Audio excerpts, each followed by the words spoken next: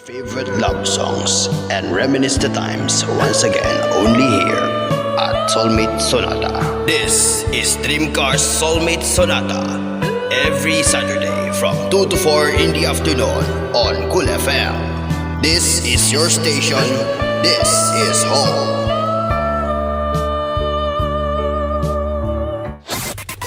Lahat ng drama, tawanan, balita at all-time favorite music hits. Sa lungkot at ligaya, kami pa rin ang inyong kasama.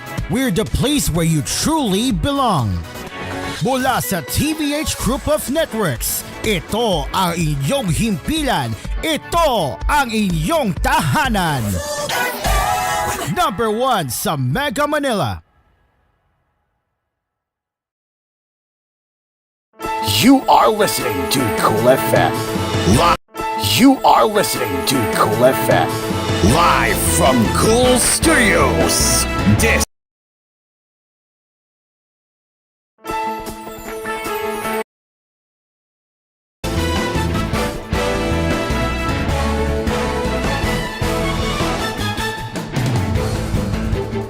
Good afternoon, Luzon, Visayas, and Mindanao. This is Stephen Demonic del Sol.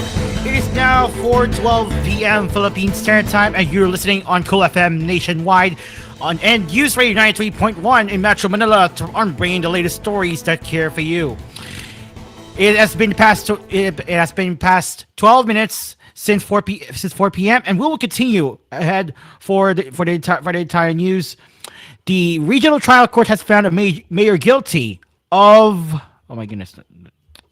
direct contempt for defying an order to remove barricades blocking access to a local supermarket built on a lot leased by the municipal government.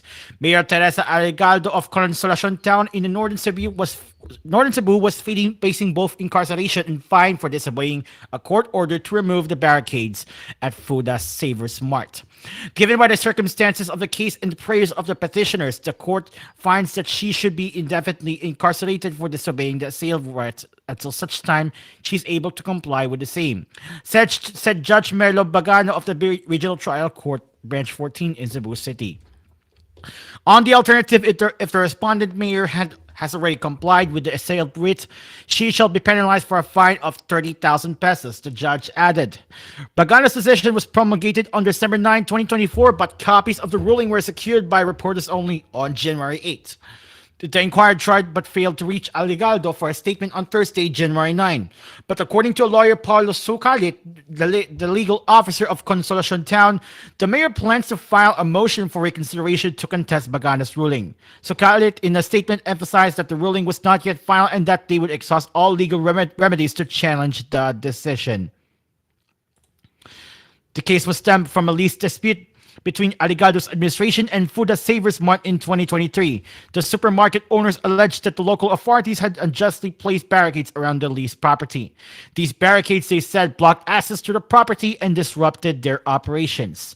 The disputed lots, identified as lot numbers 604 and 11222, are located in Barangay Poblacion, Consolacion. Fuda Savers Mart, along with its president Patrick Ngochua, filed a petition for a writ of preliminary injunction to secure continuous access to the property. The Cebu court eventually granted the petition and ordered the immediate removal of the barricades. However, Alegado did not follow the court's directive, prompting Bagano to hold the mayor liable for indirect contempt. Under the rules of court, a person is guilty of indirect contempt if he or she disobeys or resists a lawful writ, process, order, judgment, or command of the hearing officer.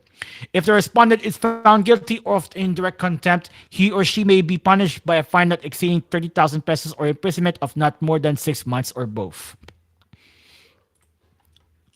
The Municipal Council of Ubay in Bohol Province declared a state of calamity due to cases of African swine fever and its impact on the local hog industry.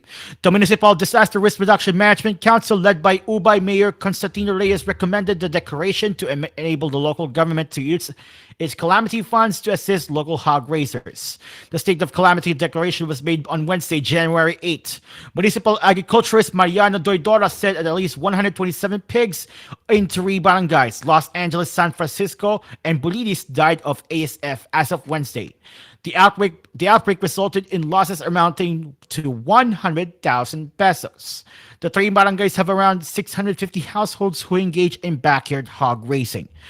Toydora said it was the first time ASF hit Ubay, a first-class municipality with 44 barangays. He said, having cases of ASF is dangerous, especially since this is the first time we experience such a problem. We need to conduct an information drive so people will be guided on what to do. Bohol Governor Enrico Aristotel Aumentado said January 7 issued two executive orders to curb the spread of ASF. These were Executive Order 57 or the immediate moratorium of bore for hire activities for 6 months, and Executive Order 58, which mandates the accreditation of hog traders to ensure proper monitoring and regulation of hog-related activities. Aumentado said the borrower for hire has been identified as one of the primary causes of the recent ASF outbreak in Central Bohol. We have spent millions to save the livelihood of our farmers because it is very important for the development of our economy. We also see that the results of the initiatives that have been made are positive. Because of this, I urge everyone to take seriously the concern and the protection of our hog industry. ASF has now affected 9 barangays into 5 municipalities in the province. The first case of ASF in Bohol was detected in San Vicente in Pilar Town in August 2023. In April 2024, it spread in Daois Town in Panglao Island. After 7 months, in November 2024, Barangay San Vicente in San Miguel Town was infected with ASF. A month later, the ASF spread to Batuan Town. The ASF also spread to 2 barangays in Carmen Town, Bueno Aire and Nueva Vida Norte, and Barangay La Suerte in Pilar Town. Authorities still prohibit the entry to a Bohol of pork and pork products from other provinces with reported cases of ASF to protect the province's 6 billion livestock industry. Dr. Maydalene Paman, officer in charge of the Office of the Provincial Veterinarian, reported that a total of 1,216 pigs have been culled to control the spread of the virus. Paman also facilitated the action planning on boar for hire and hog trading accreditations, including a master listing for boar for hire operators. According to the National Meat Inspection Service, ASF is a highly contagious viral disease that affects pigs, warthogs, and boars. It causes pigs to have high fever and lose their appetite, and causes hemorrhages in the skin and internal organs. Pigs die in a span of 2 to 10 days upon affliction. There is no known vaccine yet against ASF. Health officials reiterated that ASF does not pose any threats to human and that other pork products from infected areas were safe to eat. Okay. All right. Meanwhile, because we don't have commercial break today, and it's crazy, you know. Meanwhile, the 2 Chinese nationals were arrested by the Criminal Investigation and Detection Group for selling pre-registered subscriber identity model SIM cards in Pasay City, the police unit announced on Saturday. According to the CIDG, the buy-bust operation stemmed from intelligence reports of a group selling pre-registered SIM cards to be used in scams, identity theft, and other illegal activities. CIDG personnel under Detective Special Operations Unit made the arrest at the SM Mall of Asia in Pasay City at 5:15 p.m. on Thursday, January 9. Authorities confiscated around 4,000 SIM cards. The suspects, identified only as Ying Chun and Chun Mei, were taken to the CIDG DSOU office in Camp Crame, Quezon City. They will face a formal complaint for violating the provision of the SIM Registration Act, prohibiting the sale of a registered SIM without complying with requirements. This operation reflects our unwavering commitment to enforcing the law against the misuse of technology. We will remain vigilant in combating crimes that endanger the public's safety. CIDG Director Brigadier General Nicolas Torres III said in a statement. Okay. I love water breaks, you know.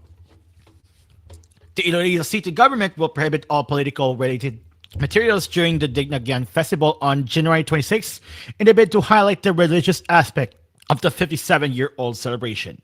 In his executive order 167, Mayor Jerry Tenya said the city would not allow the display of political slogans. Okay. In any form, as well as all election-related materials, such as but not limited to printed and visual materials bearing the name or face of the political candidate and or political party for the 2025 midterm elections, both local and national candidate, 20 meters from any of the judging areas. Participating tribes of the festival were also prohibited from endorsing and supporting by, by any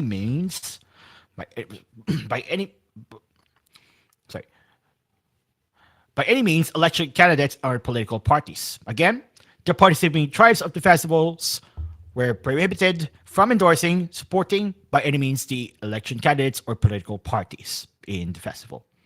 Trenyas, in a statement posted on his Facebook page on January 7th, said his order dated December 16 would ensure that the judging areas of the festival's street-based dance competitions would not contain any political colors.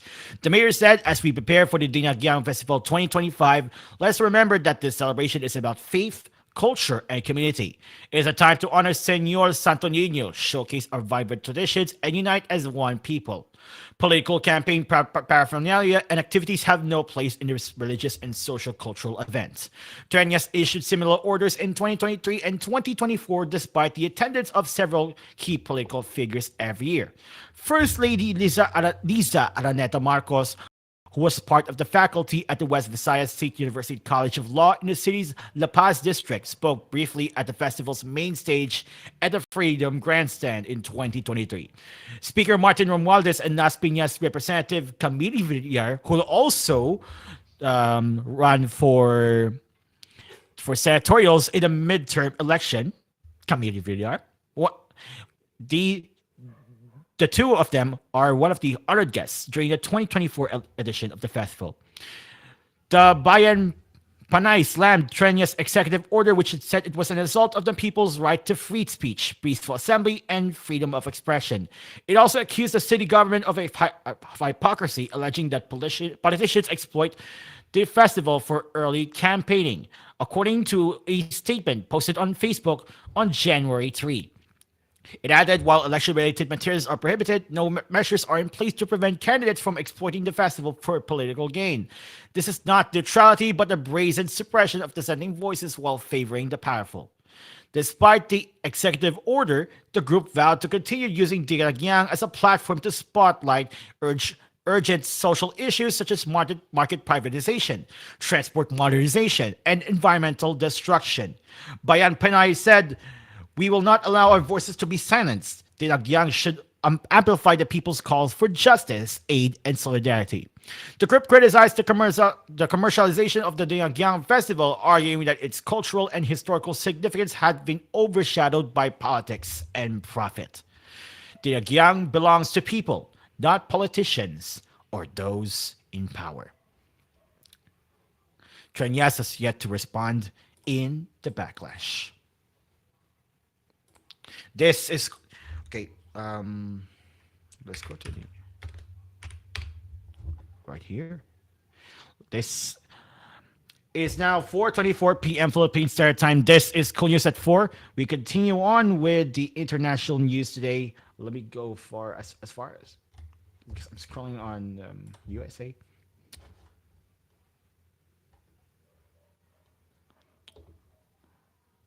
Okay, still on the update on the Los Angeles fire, enforcement was being stepped up around Los Angeles area fire zones Friday following the arrest of 20 people for allegedly looting in the ravaged areas. The LA County Board of the Supervisors Chair, Catherine Barger, and said Thursday in the looting, said, "This is simply unacceptable. I promise you will be held accountable. Shame on those who are preying on our residents at this time of crisis." Sheriff Robert Luna said roughly 400 sheriff's department personnel have been deployed in the fire areas and were patrolling for looters. He said it is a misdemeanor for crime for anyone to be in an evacuation area without authorization and committing a crime in such an area that can be felony. Luna said he has instructed deputies to aggressively enforce those restrictions and arrest people found in the burned areas. "I'm going to make this crystal clear to everybody out here.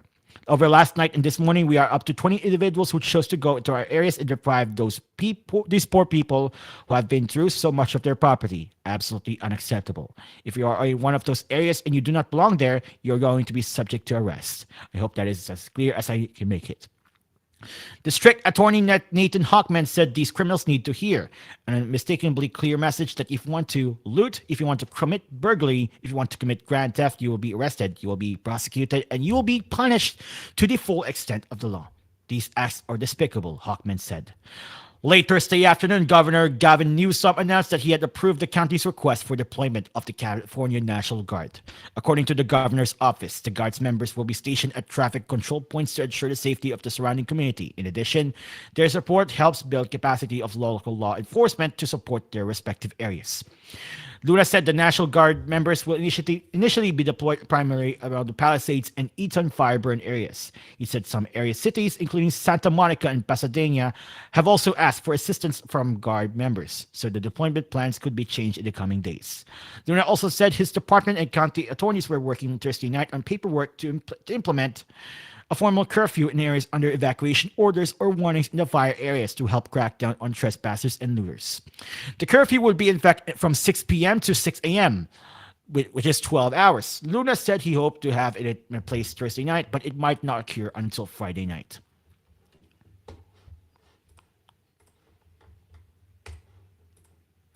The Phil-Am veteran, President Joe Biden, has presented the Medals of Honor to 7 soldiers for heroism in either the Korean War or the Vietnam War, including the Filipino-American U.S. Army Private Bruno R. Orig. Joe Biden said he is deeply privileged to honor the 7 American heroes. Not hyperbole, these are genuine to the core heroes. Heroes of different ranks, different positions, and even different generations, but heroes who all went above and beyond the call of duty. Heroes who all deserve our nation's highest and oldest military recognition, the Medal of Honor. The Medal of Honor was posthumously awarded to Private Orig, whom Biden honored for giving his own life to save the lives of his brother-in-arms. In his Medal of Honor citation, Orig was praised for his conspicuous gallantry and intrepidity at the risk of his life above and beyond the call of duty.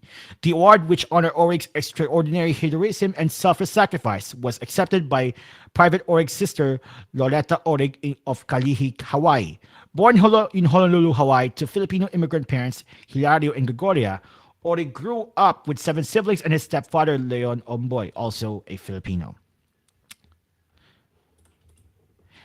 But because we don't have much time, we will continue. We can wrap up with more entertainment news. In the Philippines, Gerald Santos is turning his personal pain into an advocacy as he's set to launch the Courage Movement, a campaign aimed at empowering survivors of sexual abuse and raising awareness about the importance of speaking out. Santos, who is set to launch the movement during his upcoming concert, Courage, said he wanted to extend help in the way that he can to fellow sexual abuse victims. The grand champion of Pinoy pop superstar shared that they are partnering with the Public Attorney's Office for legal help and will also spearhead psychological therapy for the victims. When asked for his reaction to some people's sentiments that he's using his experience to advance his career, Santos stressed that his case has always been there, and the only difference is that now is the only time that the public has taken notice. In August 2024, Santos alleged that he was raped by a veteran musical director and also, and unfortunately, a notable figure of FEBC's Papuri series, Danny Tan, when he was just a 15-year-old contestant in a singing contest on GMA. Santos, who's fresh from his portrayal as Tui in the international production of Miss Saigon in Denmark, also recently launched his new single, Hubad, a companion piece for his upcoming concert. In the song, he said he blends vulnerability and courage into one. Gerald Santos' Courage concert is set to take place on January 24 at the SM North at Skydome. And ladies and gentlemen, it is now 4:30 p.m. Philippine Standard Time. We will continue later with more news and headlines on koolNews at 6. You can send us your comments, suggestions, and feedback at tvh.philippines.news@gmail.com. Coming up next on Cool FM is K-Music with Lisa Mangubat. This is Cool FM. This is your station. This is home. I'm Stephen Iwanagat Sol. Take care and God bless the Republic of the Philippines.